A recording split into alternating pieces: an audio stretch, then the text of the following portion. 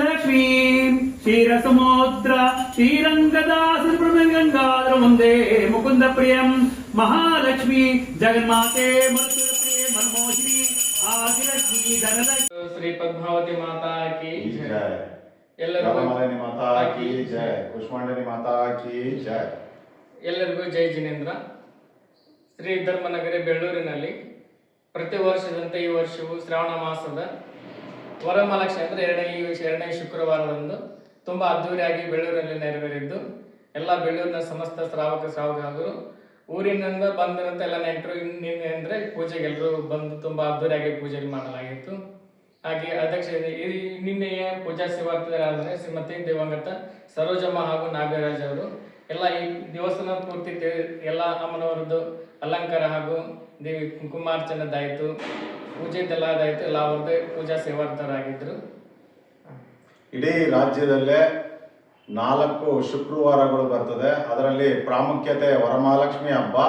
ಇದನ್ನ ಬೆಳ್ಳೂರಿನ ಜೈನ ಸಮುದಾಯದವರು ಹೆಚ್ಚಾಗಿ ಅಲಂಕಾರವನ್ನ ಮಾಡಿ ಪ್ರತಿಯೊಬ್ಬರಿಗೂ ಫಲ ದಾನವನ್ನ ನೀಡಿ ಸರೋಜಮ್ಮ ನಾಗರಾಜವನ್ನ ಸ್ಮರಣಾರ್ಥವಾಗಿ ಮಾಡಿದಂತಹ ಈ ಕಾರ್ಯಕ್ರಮ ವರಮಹಾಲಕ್ಷ್ಮಿ ಹಬ್ಬ ಯಶಸ್ವಿಯಾಗಿ ನಡೀತು.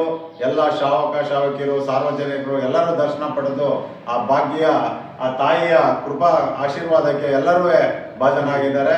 ಹಾಗಾಗಿ ಎಲ್ಲರಿಗೂ ಧನ್ಯವಾದಗಳು. ಜೈ ಜಿನೇಂದ್ರ. ಜೈ ಜಿನೇಂದ್ರ. ಹಂಪು